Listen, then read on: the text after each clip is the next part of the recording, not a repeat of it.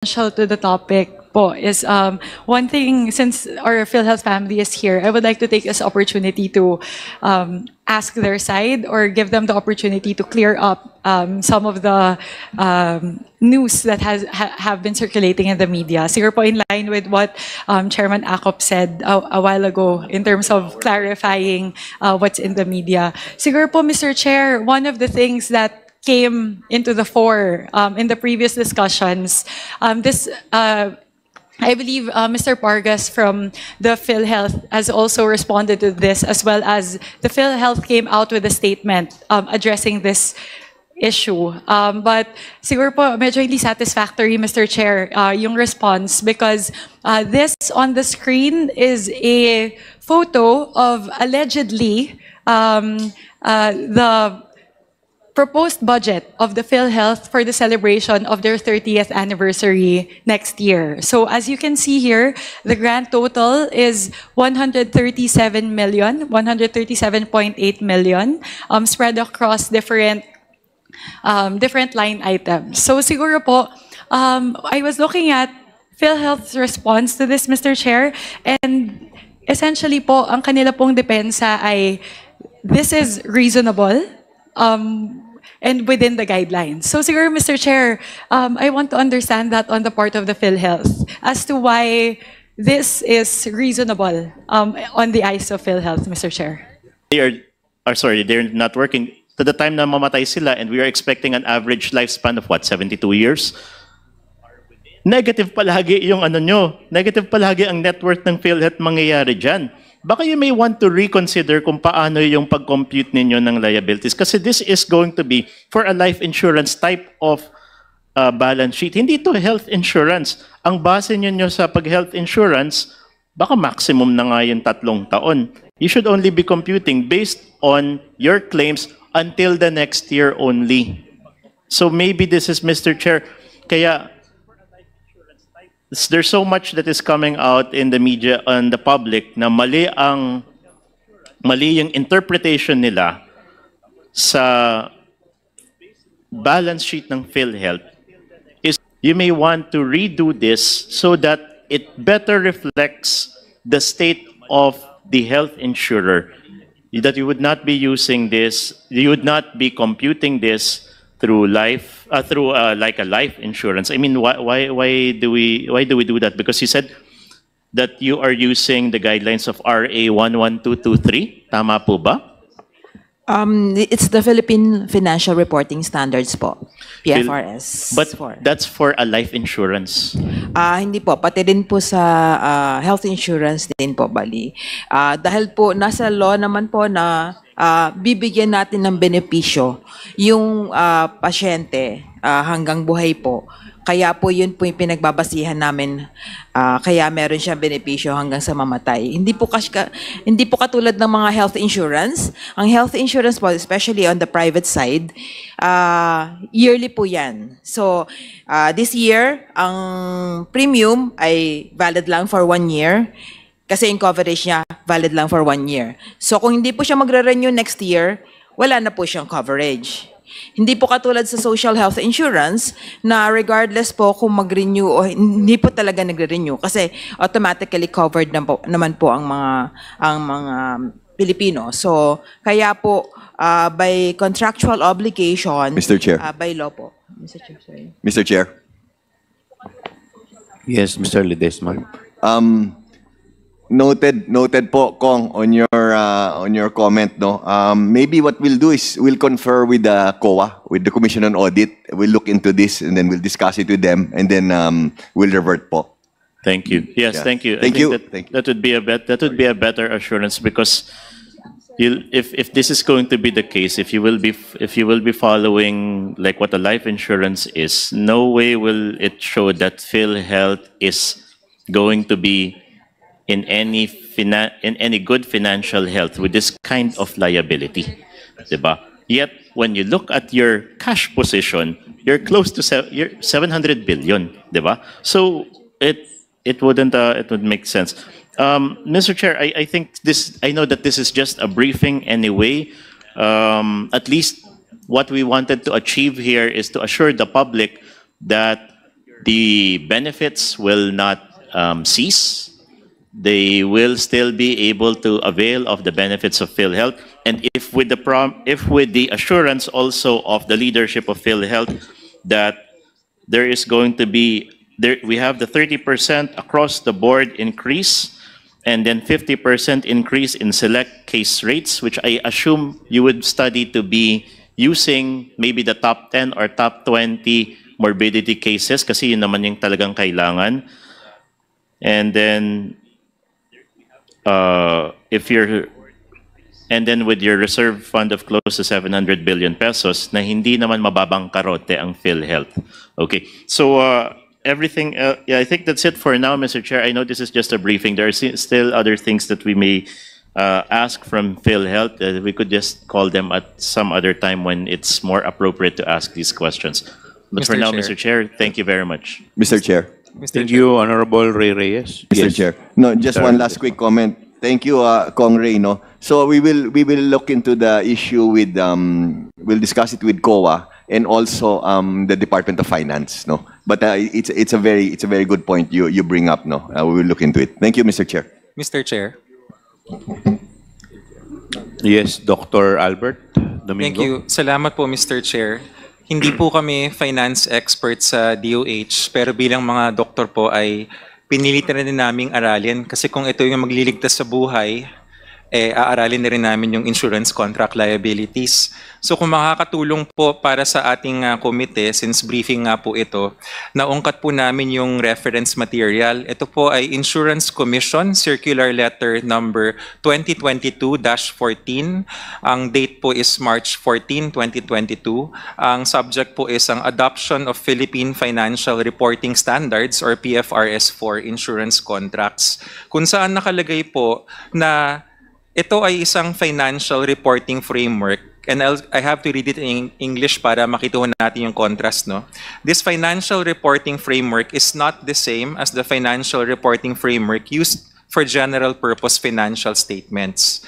Tapos nakasulat rin po dito na ito ay ginagamit para sa mga statutory financial statements and reports required by the Commission. Napaisip lang po kami, Mr. Chair, na parang ano kaya yung ibig sabihin nun. Tapos dun sa salita nung ICL, yung letter C kasi is contracts. And then nakikinig po ako sa sinabi ng ating Office of the Actuary, Acting SVP Neri, at ang sinabi po niya, Mr. Chair, is binabase kasi sa pag-private health insurance, binabase nila sa kontrata. Nabulong lang po naman sa akin ito na may tatlong elemento yung kontrata: offer, acceptance, and consideration. So, napapaisip lang ho kami sa DOH kasi wala naman ho kaming naaalala na kontrata. Baka wala naman sigurong kontrata dahil universal nga ang coverage. Pero bakit taon-taon binabayaran ang premium? Kung ang premium ay dumadating taon-taon, hindi ho kaya na merong kontrata na taunan? Kasi bakit natin kailangan magbayad taunan?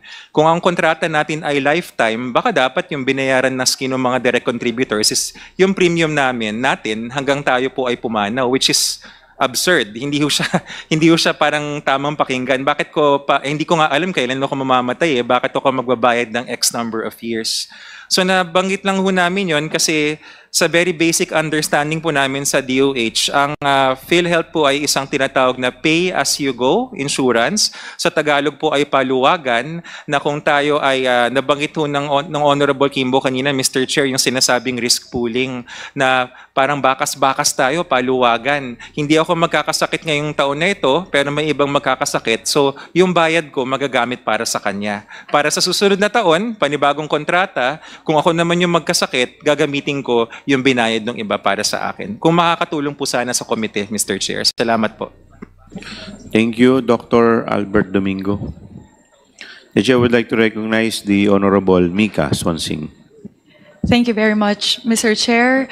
Mr. Chair, a little bit tangential to the topic po is one thing, since our PhilHealth family is here, I would like to take this opportunity to ask their side or give them the opportunity to clear up some of the news that have been circulating in the media. Siguro po in line with what Chairman Acop said a while ago in terms of clarifying what's in the media. Siguro po, Mr. Chair, one of the things that came into the fore in the previous discussions.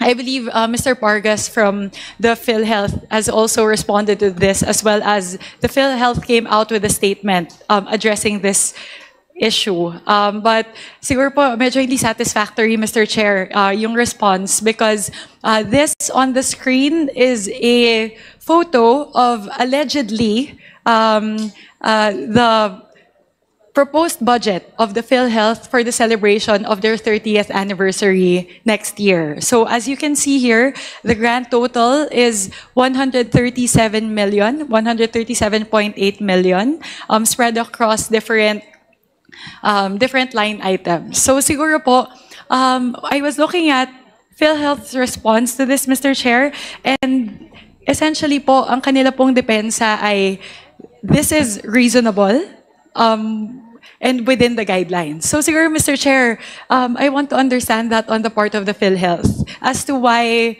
this is reasonable on the eyes of PhilHealth, Mr. Chair. Thank you, Mr. Chair, Your Honor.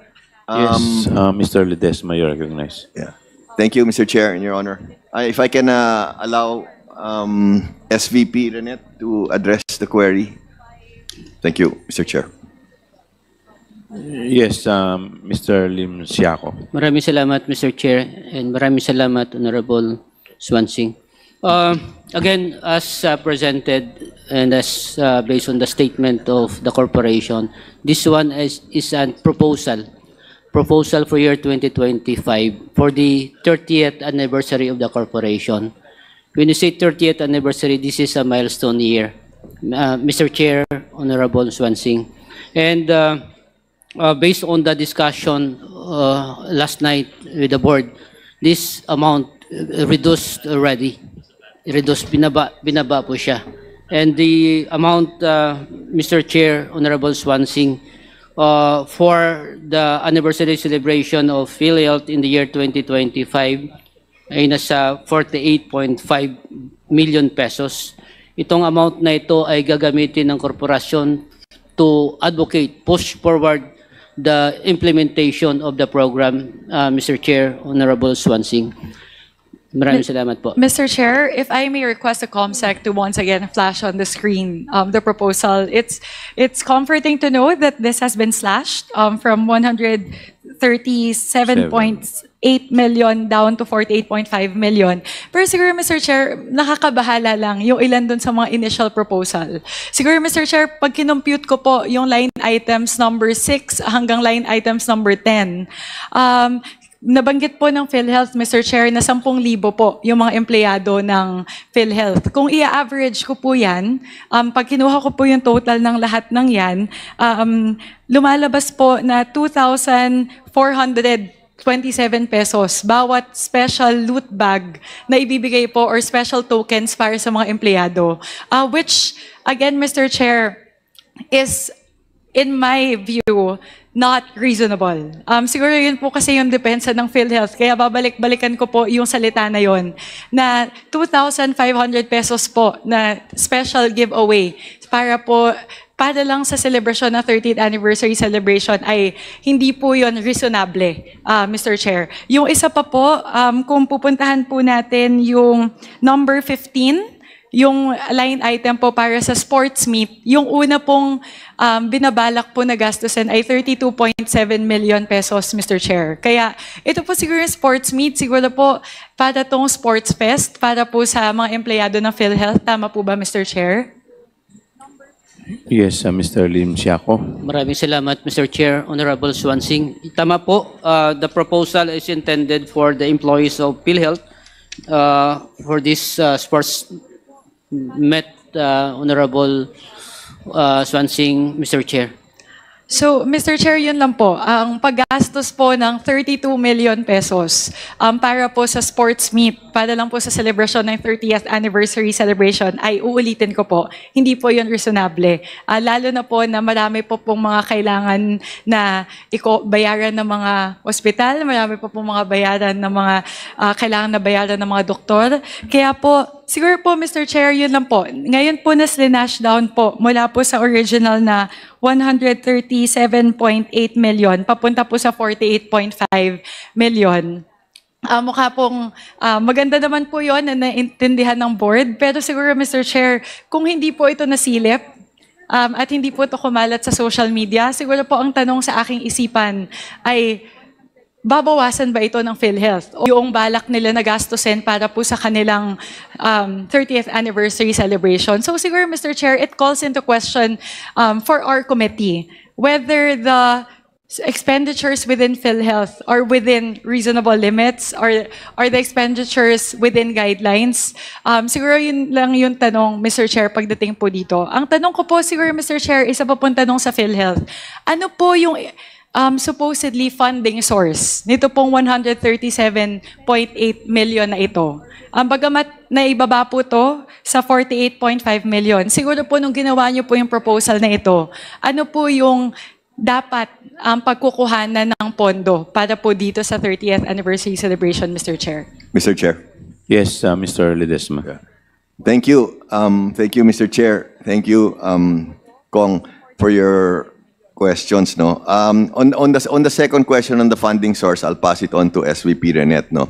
But on your first comment, I would like to, and I'm sure I speak in behalf of all of us at PhilHealth, no, most especially the senior officers. No, I would like to thank you for calling our attention on the based on your language, maybe outrageous or unacceptable amounts. No. And I can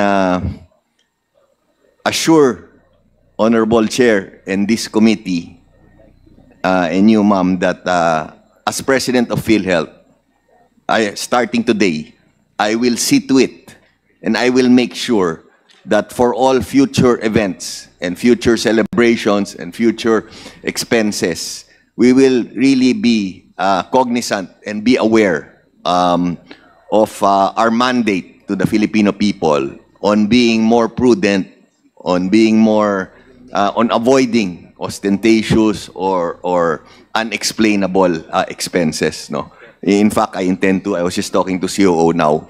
I intend to convene our team, no, and really reiterate the importance of using our expenses wisely. No, so again, I would like to thank you personally and in behalf of PhilHealth for pointing this out. And you even made a comment, naku, kung hindi namin nakita yan, paano ba yan, diba? So again, I would like to assure you, no, hindi po mangyari yan. Thank you for the reminder. Thank you for alerting us. And again, I would like to reiterate, as President, I will see to it, hindi po mangyari ito ulit. Maraming salamat po. Thank you very much, Mr. Chair.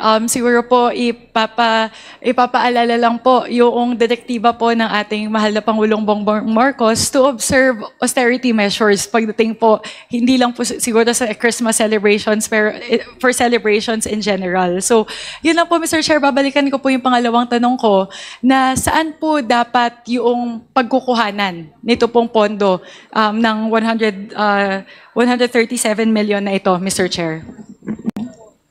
Mr. Lim Siaco. Mr. Chair, Maraming salamat. with the kind indulgence of the Honorable Swansing, related po kasi dun sa earlier question sa 138. Siguro, Mr. Chair, I would, if Okay. it's okay, ASEC, if After I po. may please, para lang po matapos po natin yung thread. Yung figure po kasi iba dun sa naalala namin in-approve ng board eh. Okay. In that case, Mr. Chair, as it's very relevant to the current conversation, Mr. Chair, I will defer, Mr. Chair, as to whether we'll let ASEC interject. Okay, I will recognize you, but we will recognize Mr. Lim Siaco first. Thank you, Mr. Chair. Maraming salamat, Mr. Chair, Honorable Swansing. The source of fund for the proposal, Mr. Chair, of 138 ay manggagaling po siya sa corporate operating budget of PhilHealth in the year 2025. Corporate operating budget. Apo, COB. Corporate operating budget. Itong 40 plus, doon din manggagaling. Opo. Pero meron ditong sa 48.5, mayroon 323 na manggagaling sa 2024 extended validity. 324,000. 323,000, Mr. Chair. Manggagaling saan? 2024 COB, pero Ano yung COB? corporate operating budget. Okay. We requested and approved by the board for the So kailan po ba yung anniversary ninyo? February 14, Mr. Chair. Okay. So this event will be held on February 14. Yes,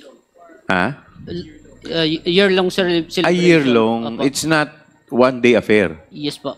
So it's going to be a year-long celebration. Opo. Okay.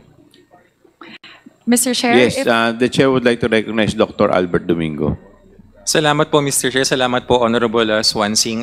It's pertinent po the line of questioning of the Honorable Swansing.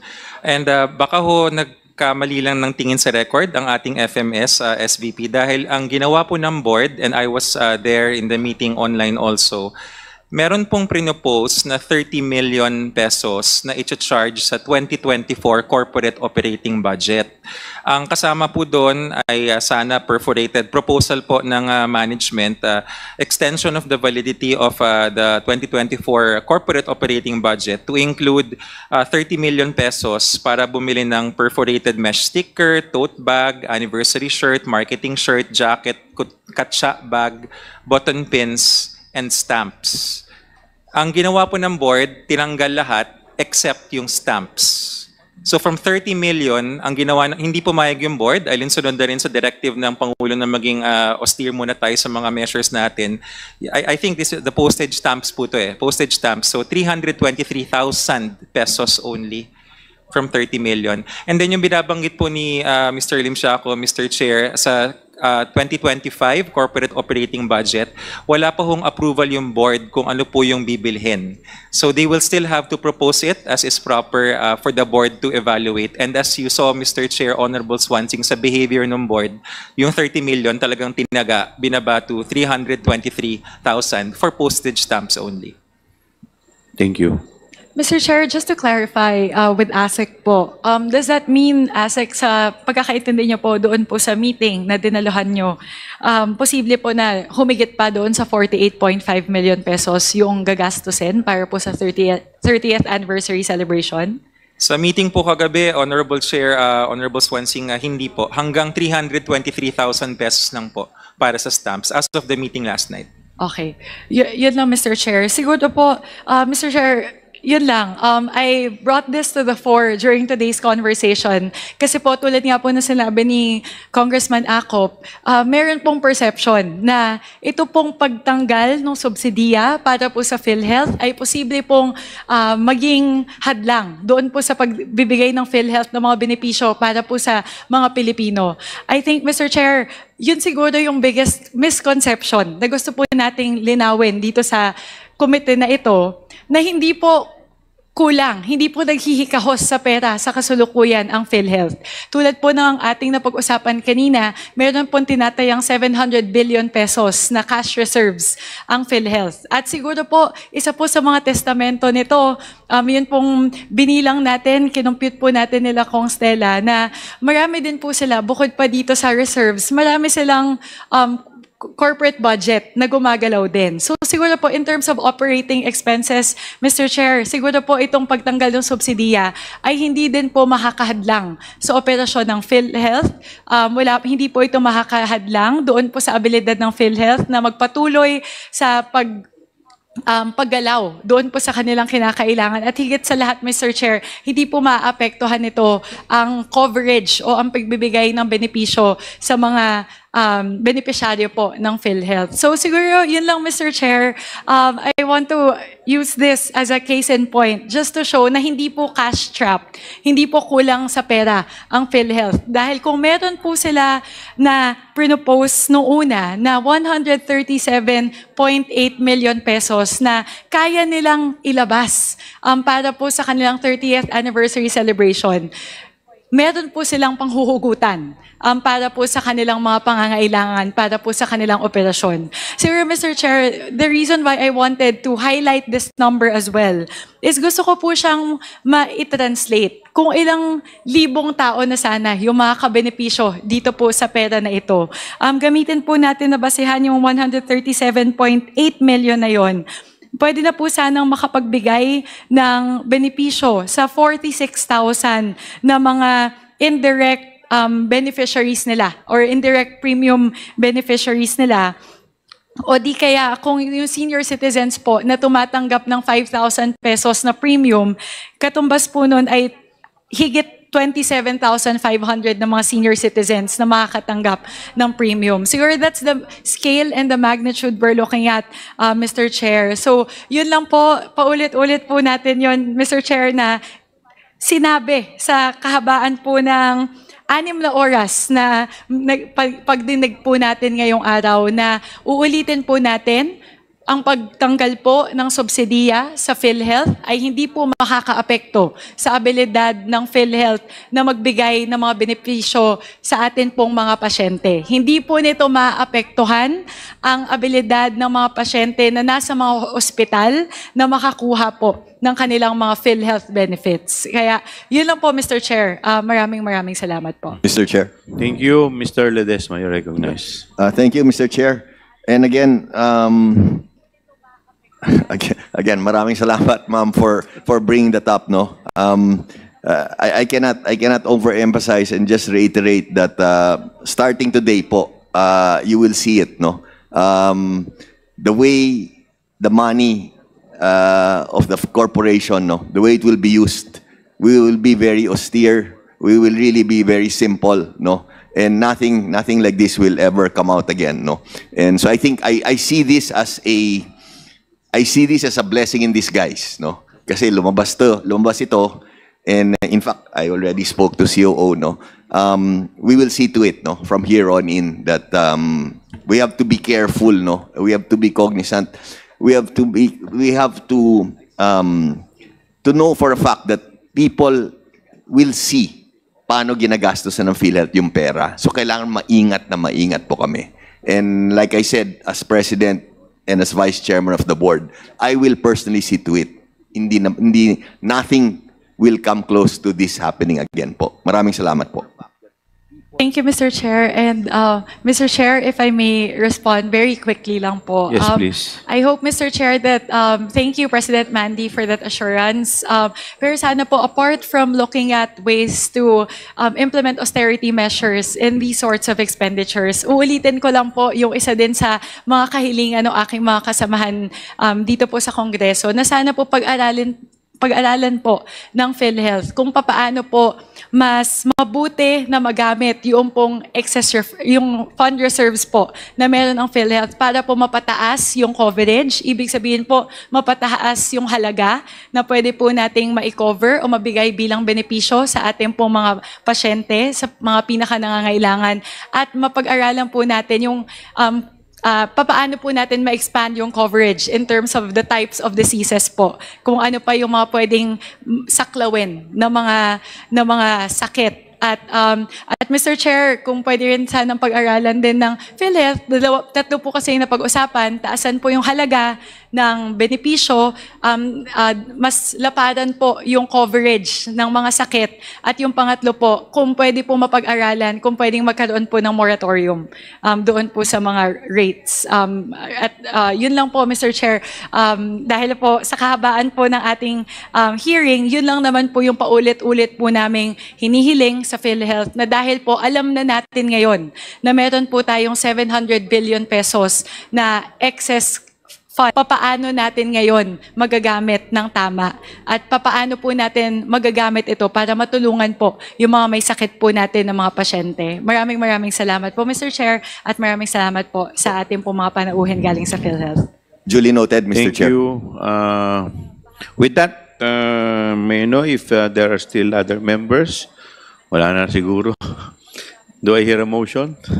Mr. Chair, Congressman Nakop.